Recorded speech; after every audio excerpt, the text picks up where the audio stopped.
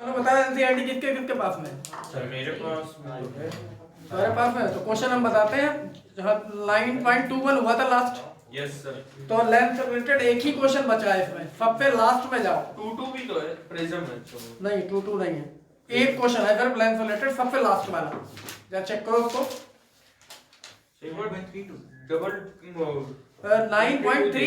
हाँ 32 है 38 है। सर 2 नहीं तुम 38 वाला पढ़ो एडिशनल से जाके। 38 एडिशनल तो है नहीं सर इसमें। इसमें है कहां 32 तक है 32 तक है। अच्छा तो ये मिस्टेक होगी, एक मिनट दूसरे किसी का होगा।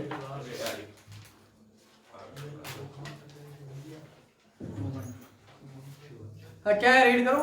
कौन सा सर 21 हाँ लास्ट क्वेश्चन। 21 था सर नहीं 2 नहीं लास्ट क्वेश्चन एक्सरसाइज का लास्ट। 22 क्वेश्चन भी तो सर रिफ्रेशिंग एक मिनट हमें चाहिए, दिखाओ। लेकिन वो प्रिज्म वाला है। हाँ वही तो कह रहा है ना, अभी लेंस कर रहा है तो हमें दिखाओ। 32 वाला ये लीजिए, इसके बाद है उसके बाद है 32।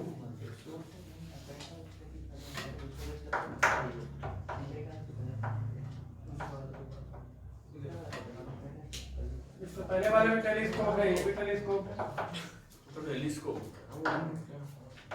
कोई बात नहीं, लास्ट वन पूरे लेंस का है। 32 लेंस जो भी है लेंस फिनिश करो पहले, लेंस और रिलेटेड जितने भी हैं वो पहले फिनिश करो, तो एक टॉपिक तुम्हारा कलेक्ट हो जाएगा एक जगह पे। ठीक है तो लेंस और रिफ्लेक्शन कर रहे थे हम लोग। 32 है ना, यस सर 32 9.32 ये वाला रीड करो बताओ। एक चलो पढ़ो अब पढ़ो कौन रीड कर रहा है। 9.34 एक फिगर दे रखी है, हाँ। ठीक है। Shows an equiconvex lens of refractive index 1.5 1.5 जी। ठीक। in contact with a liquid layer on top of a plane mirror. हाँ A small needle with its tip on the principal axis is moved along the axis until its inverted image is formed at the position of the needle. ठीक। The distance of the needle from the lens is measured to be 45 centimeter.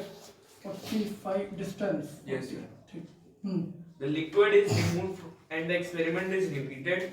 The new distance is measured to be 30 centimeter. 30 centimetre. Yes. 30 centimetre ठीक है। What is the refractive index of liquid? Diagram बना है? चलो diagram में question निकाल लेते हैं, यहाँ मिल जाएगा। मतलब बड़ा क्वेश्चन मतलब बड़ा अजीब का डायग्राम है। चलो खैर हम यहाँ बना लेते हैं। डायग्राम में देख रहा है, एक रफ डायग्राम यहाँ पे बना लेते हैं। एक इसमें प्लेन मिरर गिवन है, ठीक है। एक ये गिवन है इक्यू कॉन्वेक्स लेंस, ठीक है। और इसके नीचे है एक लिक्विड इस तरीके से ये है। और इसमें क्या है ऊपर एक डायग्राम बना रखा है। इसके एक्सिस ऑफ प्रिंसिपल। हाँ ये प्रिंसिपल एक्सेस हो जाएगी, ठीक है। क्वेश्चन ये कह रहा है कि जब हम इस इक्यू कॉन्वेक्स लेंस को इस लिक्विड के ऊपर रख रखा है हमने प्लेन मिरर के ऊपर, एक निडल जो हम लोग एक्सपेरिमेंट करते हैं रिफ्रैक्टिव इंडेक्स ऑफ वाटर, एक निडल को मूव कराया जा रहा है इसके अलोंग द प्रिंसिपल एक्सेस जब तक कि उसका इन्वर्टेड इमेज उसी पोजीशन पर नहीं बन जाता जिस पोजीशन पर निडल खुद है। तो ऐसे निडल को यहाँ से ऐसे मार्कर को अंडरस्टैंड करो, ऐसे मूव करा रहे हैं, ठीक है। अब इसका इमेज उसी पोजीशन पे जब तक हमें नहीं दिखाई दे, भाई ये इमेज बना, कोई निडल है ये, ठीक है, एन से रिप्रेजेंट कर लेते हैं। और इसका इमेज इसी पोजीशन पे इन्वर्टेड इमेज एंड डैश यहाँ पे ये सिचुएशन, पूरा डायग्राम नहीं बना रहे हैं, बाकी तुम लोग सामने है डायग्राम देख रहे हो तुम लोग। ये सिचुएशन आई, हमने लेंस के पास इसको मूव कराना स्टार्ट किया जब तक कि हमें इसका इन्वर्टेड इमेज ठीक उसी पोजीशन पर नहीं मिल जाता जहां पर खुद निडल है पूरा। तो इसका मतलब ये हुआ कि ये जो कॉम्बिनेशन था पूरा, इस पूरे कॉम्बिनेशन की जहां पर फोकल लेंथ होगी जितनी डिस्टेंस पे उतनी पे जाके ये बनाएगा पूरा इन्वर्टेड इमेज। तो इसका मतलब ये हुआ कि फोकल लेंथ ऑफ कॉम्बिनेशन अगर हम सपोज करें F1, इसको सपोज कर लेते हैं एक फोकल लेंथ को, ये कहां पे बन रहा है 45 सेंटीमीटर विद द लिक्विड, हमने नोटिस किया था इसको, तो यही डिस्टेंस इसकी फोकल लेंथ होगी। तो इसका मतलब ये हो गई 45 सेंटीमीटर। अब ये करें सेकंड पोजीशन में लिक्विड को हटा दिया, लिक्विड को हटा दिया तब फोकल लेंथ कितनी होगी, तब इमेज क्या मिल गया ठीक 30 सेंटीमीटर पे। तो लिक्विड को हटाने के बाद सिर्फ और सिर्फ ये बचा इसकी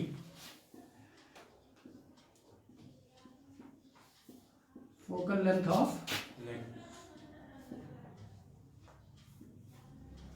इक्यू कॉन्वेक्स लेंस, इसको F2 सपोज कर लेते हैं, क्योंकि लिक्विड हटा दिया तो लेंस ही तो बचा, तो इसका मतलब लेंस ने अपनी फोकल लेंथ पे फोकस किया होगा उसको, तो इसका मतलब इक्यू कॉन्वेक्स लेंस की F2 कंसीडर कर ली, ये बची है 30 सेंटीमीटर।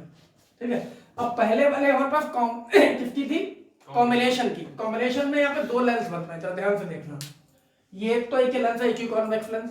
अब तुमने एक प्लेन सरफेस ऑफ वाटर ले रखा है, उसमें एक लेंस को ऊपर प्लेस कर दिया, तो लेंस का ये जो कर्वेचर है, ये वाटर इतना डिस्प्लेस कर देगा, इसका मतलब जो वाटर का शेप आएगा नीचे अलग से देखो, ये वाटर मिरर था, इसके ऊपर वाटर ऐसे प्लेन सरफेस पे फिल था, ठीक है, ये सरफेस ऐसा हो जाएगा, इतना पोर्शन इस लेंस में ले लिया, तो लेंस के नीचे जो लिक्विड बचेगा ये, इसका शेप कैसा हो गया, कॉनकेव हो गया, और पीछे वाला सरफेस प्लेन है और आगे वाला मतलब ये ऐसा शेप आ गया नीचे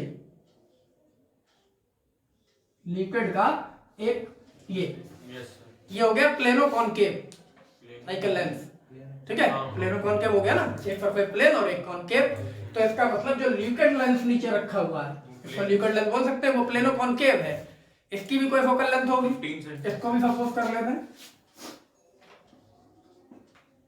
late F be the focal length,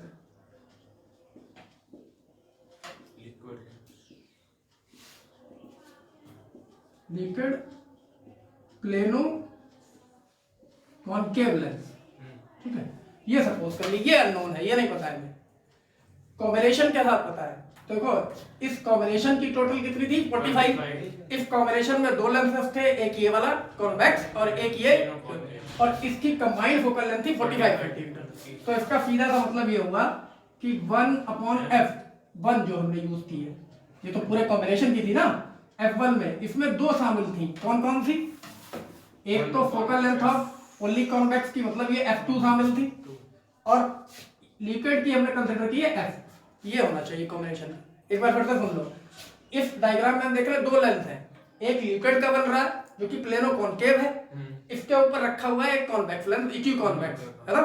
अब इसमें हमने क्या किया, पहले वाली जो फोकल लेंथ थी वो 45 थी, तो ये दोनों की कंबाइंड हुई ना, जैसे इसकी F1 इसकी F2, तो कॉम्बिनेशन की कितनी थी 45, उसके बाद हमने लिक्विड को हटा दिया तो बचा कौन सा, सिर्फ कॉन्वेक्स लेंस, तो कॉन्वेक्स लेंस की फोकल लेंथ आई ये F2 30 सेंटीमीटर, और कॉम्बिनेशन की ये थी, अब बचा कौन सा, ये वाला प्लेनो कॉनकेव बचा, तो प्लेनो कॉनकेव की हमने F सपोज कर ली, तो कॉम्बिनेशन में ये होता है 1/f इक्विवेलेंट वाली क्या होती है F1 + F2, यहाँ पे अलग अलग सपोज कर रखी है, तो उसके अकॉर्डिंग हो गई, यहाँ ये F फाइंड आउट कर ले पहले प्लेनो कॉनकेव की। ठीक है, तो 1/f का मतलब यहाँ पे हो जाएगा, इसी को यूज कर देना, 1/f = 1/f1 - 1/f2, 1/f1 का मतलब हो गया ये 45 - 1/30, इसको सॉल्व करते 90 हो जाएगा इसका आंसर, 2 - 3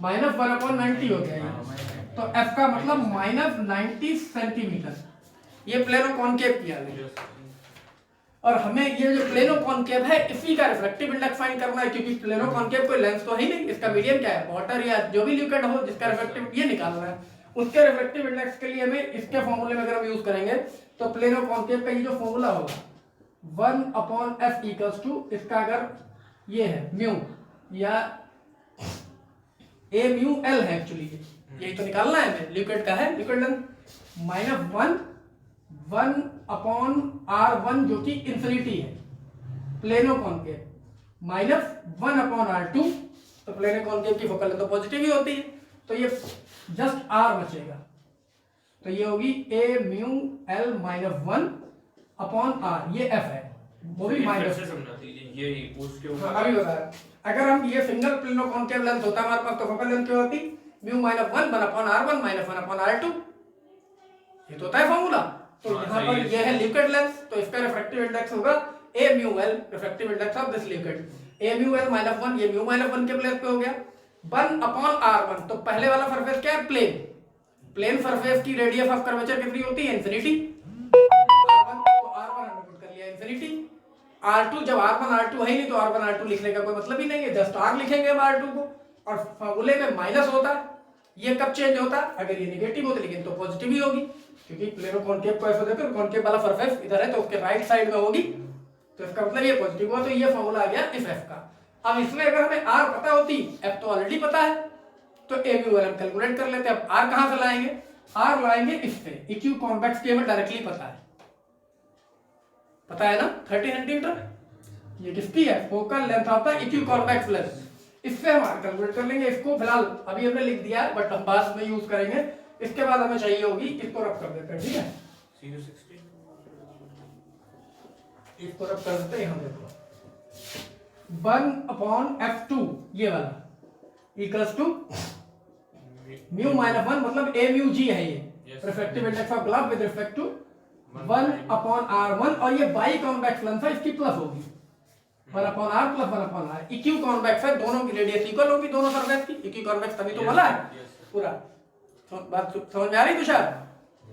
फिर से देख लो 1/f2 किसको हमने सपोज किया? Focal length of equiconvex lens f2, सिर्फ खाली लेंस की।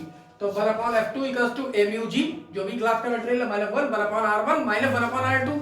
और बाई कॉन्वेक्स में हमने क्या बताया था? फॉर्मूला प्लस हो जाता है, और रेडियस इक्वल है, इक्यू कॉन्वेक्स है तो दोनों r होंगी 1/r पर, तो 2/r ही हो जाएगा। ये हमें गिवन है 1.5 a म्यू g। इसमें हम वैल्यू पुट कर लेते हैं, तो 1/f2 हमारे पास 30 था, इक्वल्स टू 1.5 ये है माइनस 1, और ये 2/r है एक्चुअली। यहाँ से हमें r मिल जाएगी, मतलब 0.5 इंटू 2/r 1/r हो गया ये। तो r इक्वल्स टू जस्ट 30 हो गया, 30 सेंटीमीटर। यहाँ से r कैलकुलेट हो गई। ठीक है, r हो गई। अब देखो इक्यू कॉन्वेक्स वाले के लिए यूज करें, आल्सो 1/f इक्वल्स टू ये a म्यू l माइनस 1, और अभी हमने लिखा था 1/r, सिर्फ ये रह जाएगा। फर्स्ट वाली इंफिनिटी हो गई, और ये भी कैसी? Negative minus. तो f तो ये जो निकाल के लाए अब इक्वल्स टू माइनस 90 ऑलरेडी है। यहाँ पे f का फॉर्मूला निकालने पहले, f इक्वल्स टू क्या होगा? Minus r upon a mu l minus 1, यही होगा ना?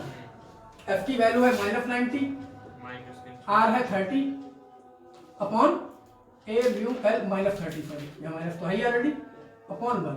ये 3 3 जा कैंसिल हो गया, माइनस भी कैंसिल हो गया, ये उधर शिफ्ट हो जाएगा। a म्यू यहाँ पर नोटिस कर लेना, a mu l minus 1 equals to, cross multiply कर लिया, 1/3 उधर शिफ्ट हो जाएगा, 4/3 1/3 है ना? मतलब तो इसको 1 उधर ऐड कर देंगे, लास्ट तक का बहुत तो है ही, यहाँ पे कर लेते हैं। तो इसका मतलब a म्यू l इक्वल्स टू 1 प्लस 1/3, दैट इज 4/3। 4/3 का मतलब 1.33। तो a mu l final result हमारा आ गया 1.33। ये मतलब ये वाटर था। इसको नोट कर लो तुम लोग।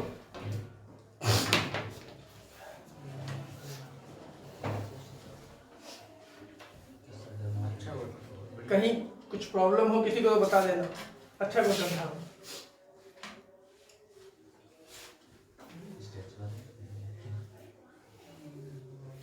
अगर इससे बीच में किसी प्रॉब्लम हो रही तो बता देना, शिफ्ट कर दे, अगर इससे होनी नहीं चाहिए।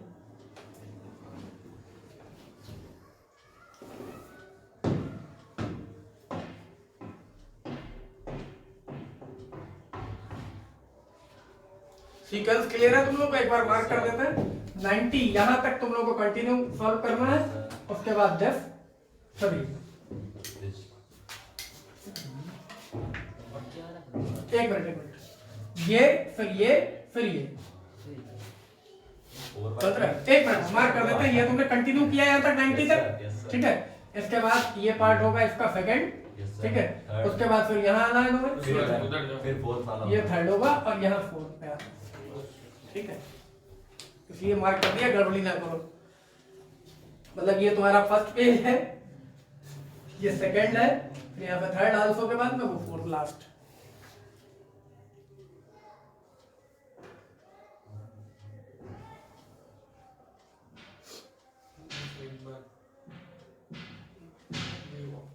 जब तक ये क्वेश्चन तुम लोग खुद एक दो बार सॉल्व करके नहीं लिखोगे तो प्रैक्टिस में नहीं आएगा। अभी तो समझ में आ जाएगा अच्छे से, क्योंकि हम सामने बता रहे हैं। फिर प्लस और माइनस जहां इधर उधर करोगे बस आंसर बदल जाएगा।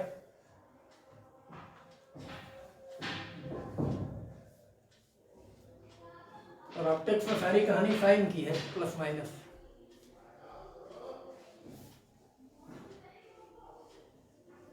मास्क ज़्यादा देर लगा लो तो प्रॉब्लम हो जाती है। बहुत तेज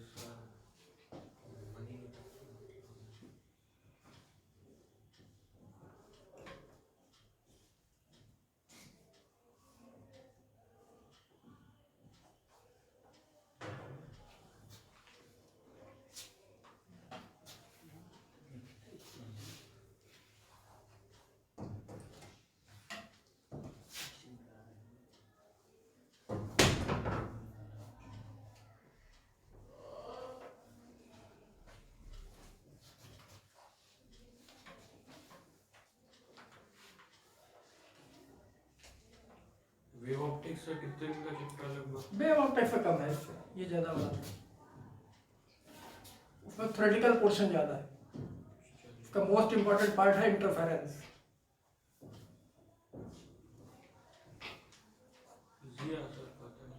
और डिफ्रैक्शन का एक सिंगल डेरिवेशन। वो तो संडे को भी एक्स्ट्रा क्लास ले रहे हैं सर, तो न्यूक्लियाई खत्म कराना पड़ा।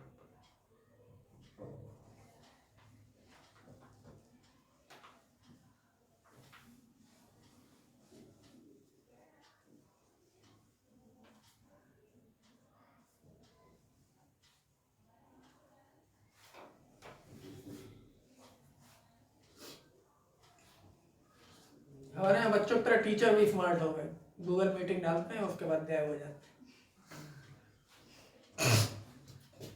स्कूल ग्रुप में बस ये पहुंच जाता है क्लास हुई थी।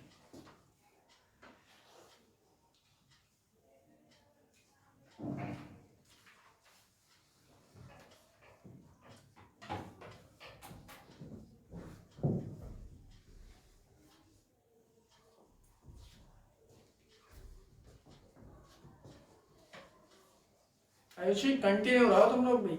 फिजिक्स में एक दिन गैप का मतलब होता है 15 दिन पीछे चले गए, सीक्वेंस डिस्टर्ब होते ही।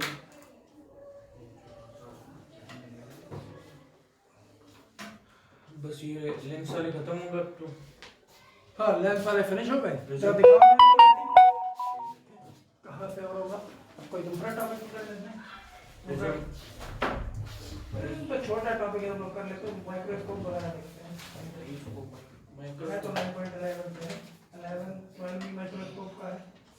माइक्रोस्कोप की जाता है। माइक्रोस्कोप टेलीस्कोप 13 भी वही है, 14 भी वही है, 15 मोस्ट इम्पोर्टेंट पार्ट है माइक्रोस्कोप टेलीस्कोप। माइक्रोस्कोप का क्वेश्चन आता है ना, मैग्नीफाइंग पावर के डेरिवेशन के बाद भी क्वेश्चन आ जाता है। क्वेश्चन आता है और हाँ न्यूमेरिकल भी उससे जुड़ जाता है। ये सब लेवल 10th में कहीं ना कहीं लोग पढ़ा होता है थोड़ा बहुत।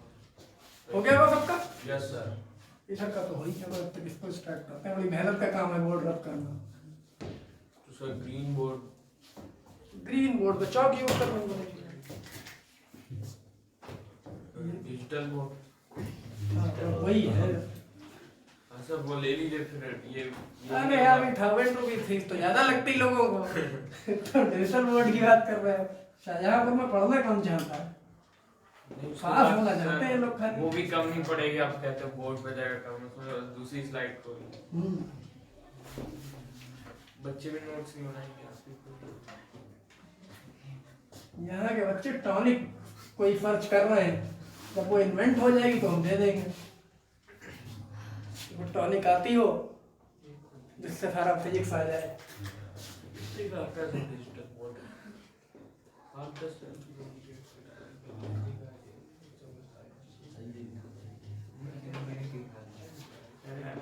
कंपटीशन में कभी भी ये मैटर नहीं करता कि आपको क्या आता है। कंपटीशन में हमेशा ये मैटर करता है कि जिसमें आप compete कर रहे हैं उसको क्या आता है। नीट में तो सबको सब कुछ आता है, 720 तक आ रहा है। वहाँ 720 मार्क्स तक लोग लाने को तैयार बैठे हैं। बैठे नहीं तो 2 साल से 3-4 लोग के मतलब आ भी रहे हैं। और तुम लोग सोच रहे हो 400 लाके हो जाएगा, तो कैसे हो जाएगा।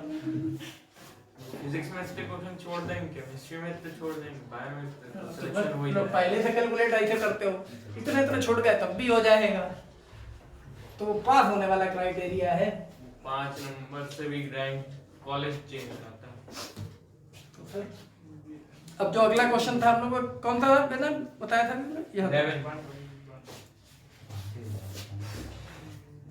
9.11 yes sir.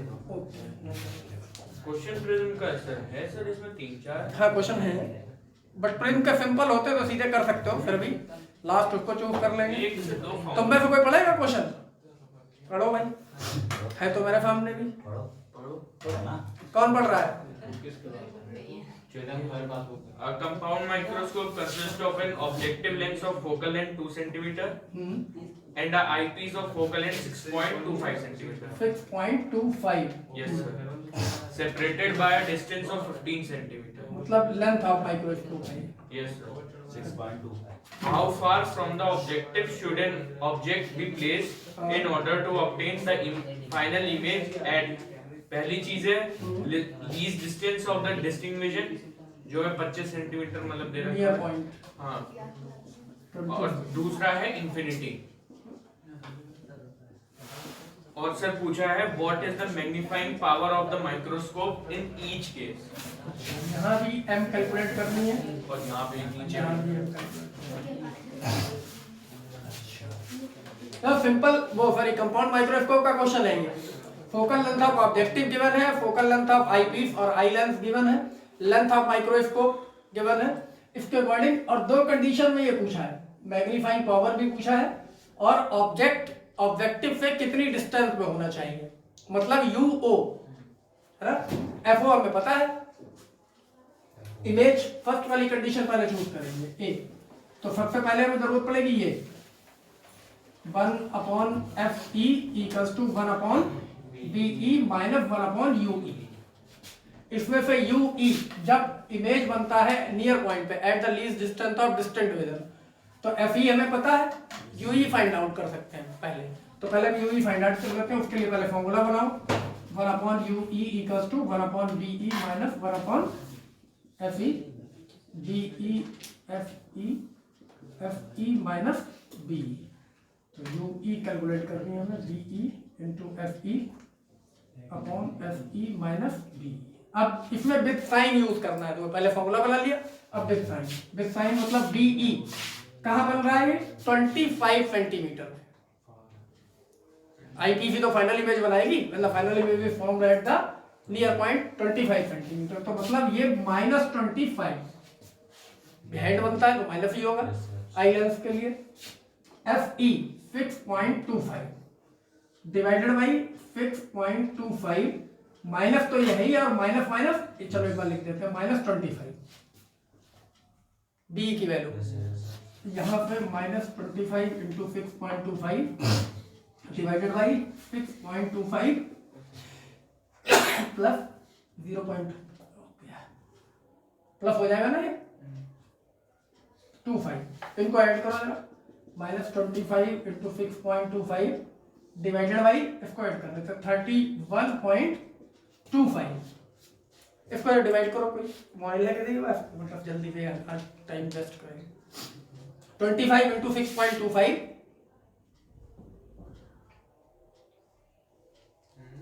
Divided by 31.25 5 centimetre सही है, माइनस में है ना,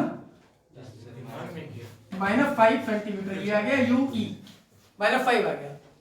अब ये जो L होती है क्या बताया था हमने, जरा देख लो, अच्छा क्वेश्चन है ये भी। जो लेंथ होती है वो एक्चुअली पहले तो इमेज बनता है, ऑब्जेक्टिव जहां पर इमेज बनाएगा वो क्या होगा BO, और उसके आगे UE, ठीक है UE, तो इसमें UE ऐड होगी, और ऐड कैसे होगी, मॉडुलस यूज कर रहे हैं, यहाँ प्लस माइनस आया है, प्लस माइनस साइन का मतलब क्या है, इन फ्रंट और बिहाइंड, तो वो यूज नहीं कर रहे हैं, टोटल इनकी मैग्नीट्यूड होता है।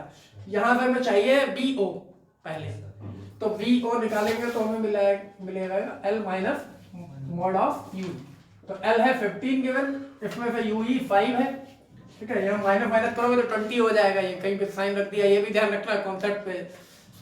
तो ये कितना हुआ 10 सेंटीमीटर, 10 सेंटीमीटर, वो भी पॉजिटिव आया है, BO पॉजिटिव होता ही है क्योंकि ऑब्जेक्टिव के उधर ही बनता है ऑलवेज। अब BO पता हो गया, FO पता हो गया, क्या UO पता हो जाएगा जो क्वेश्चन पूछ रहा है, distance of the object from the objective in the first case when the final image is formed at the least distance of distinct vision 25 centimetre.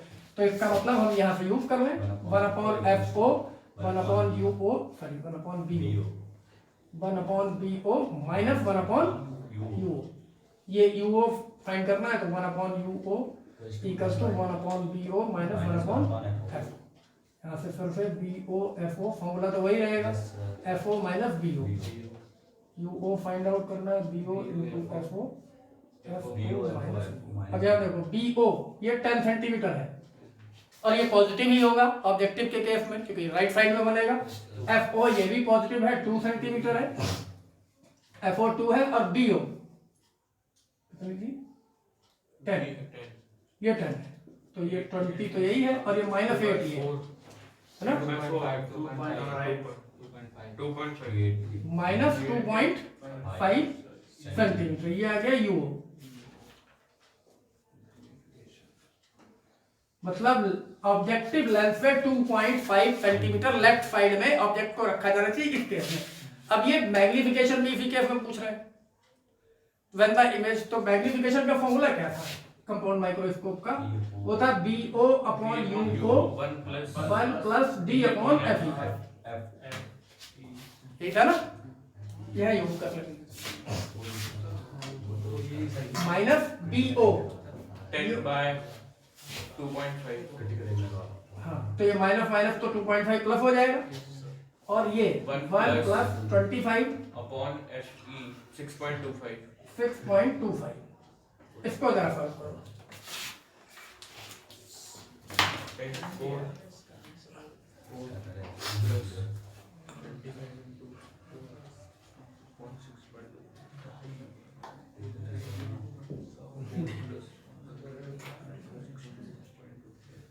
ये तो सीधे सीधे डिवाइड हो रहा है ना 25 625 स्क्वायर रूट होता है इसका, 0.2 उधर अच्छे से डिवाइड करके बताओ कितना आ रहा है। 1 से 8 को 10 6 24 25 125 125.22 20 आ रहा है, पॉजिटिव ही आ रहा होगा क्योंकि ये तो पॉजिटिव है ही है माइनस बराबर 4 ये हो गया, इसको कट करेंगे तो 4 टाइम ये हो जाएगा मल्टीप्लाई बाय दिस 20 आ रहा है तो 20 इसकी मैग्नीफाइंग पावर हो गई इस सिचुएशन में। पहले से जल्दी से कॉपी करो फिर सेकंड वाला पार्ट देखते हैं। टाइम टेकिंग होते हैं थोड़े से क्वेश्चन इसके, बट ये कि कॉन्सेप्ट अगर समझा हुआ तो कोई प्रॉब्लम नहीं है। हाँ बस साइज का इशू है।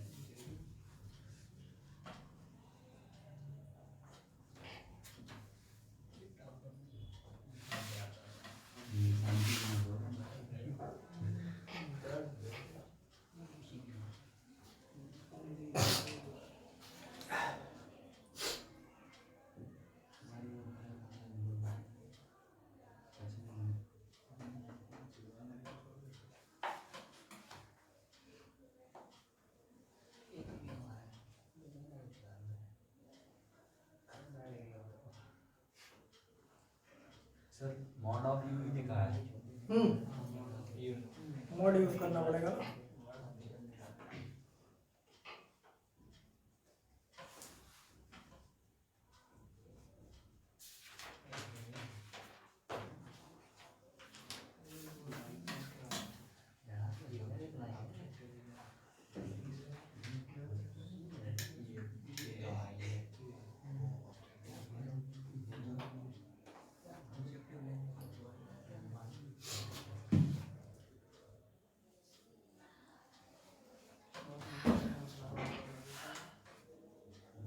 हो गया क्या वेदांत? नहीं हो सकता, एक सेकंड देख, मतलब यू ही निकालना था हमें, कितना दूर रखना है कि यू ओ यू ई ओ, मतलब पहले यू ओ के लिए मैं यू ई की नीड कि क्वेश्चन में फिर पे पूछ रहा है कि ऑब्जेक्ट को ऑब्जेक्टिव से कितने डिस्टेंस पे रखना है। अच्छा, तो भी इंफिनिटी और एक भी केस में। हाँ, एक कंडीशन और है अभी।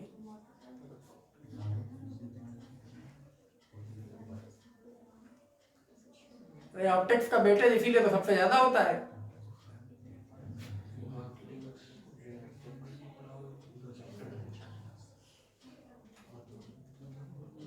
ऑनलाइन क्लास में यही बेनिफिट हो जाता है, नोट डाउन करने का वेट नहीं करना है, इसलिए जल्दी।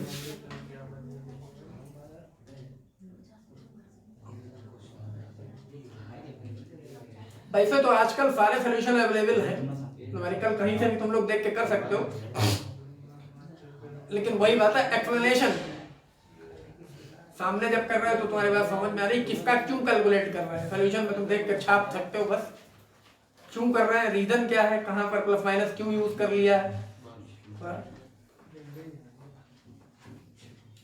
बस वो काम भी खत्म कर दे डाउट नेट, और वो सब बस टीचर का काम खत्म। नहीं, वो एक्सप्लेन करते हैं, वीडियो बनाते हैं एक्सप्लेन करने के लिए।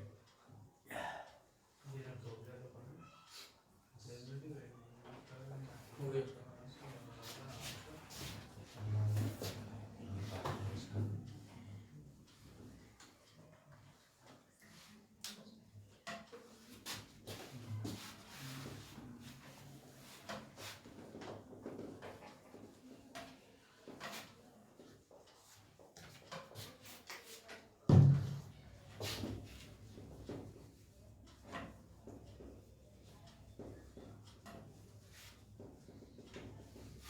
गर्मियों में बोर्ड बहुत इजीली प्रॉपर रब हो जाता है, सर्दियों में थोड़ी प्रॉब्लम क्रिएट करता है। चलो खैर, हीटर लगा लिया, बोर्ड के पास में हीटर लगा लिया।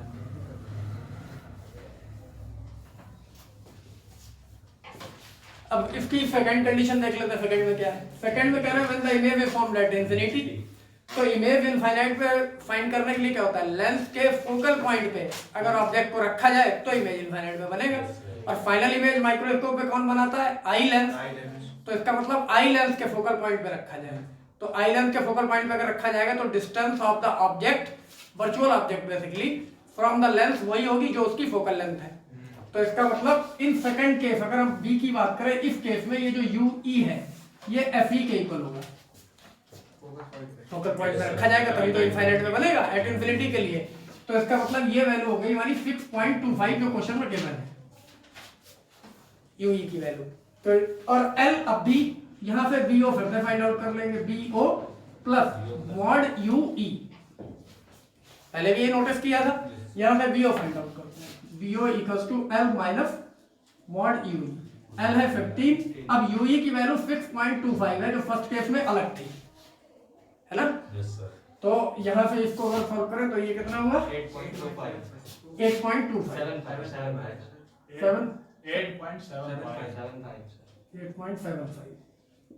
8.75 सेंटीमीटर ये बी आ गया। फिर से हमें एफ ओ में ऑलरेडी पता है, अब सीधे सीधे फॉर्मूला यूज करना है, यू ओ, और ये चाहिए हमें u O.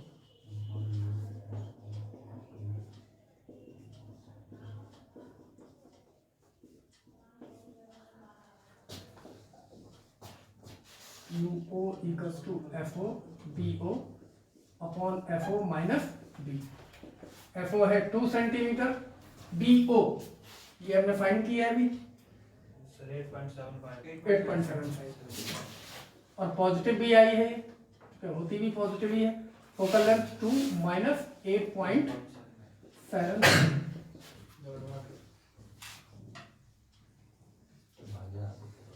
17.50 divided by minus 6.75, इसको डिवाइड करो जरा।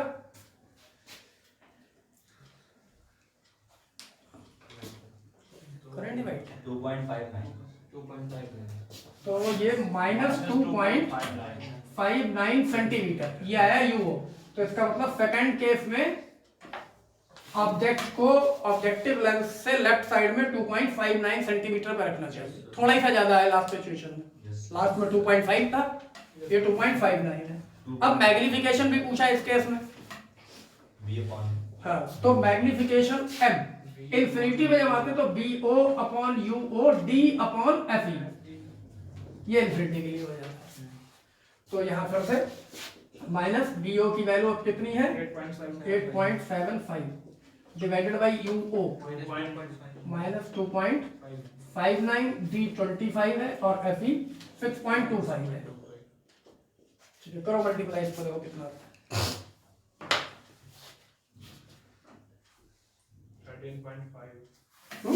13.5 तो 13.5 का मैग्निफिकेशन हो जाएगा, माइनस नहीं आएगा, प्लस का आएगा सर, प्लस। तो 13.5 का मैग्निफिकेशन हो गया। एक बार चेक कर लो।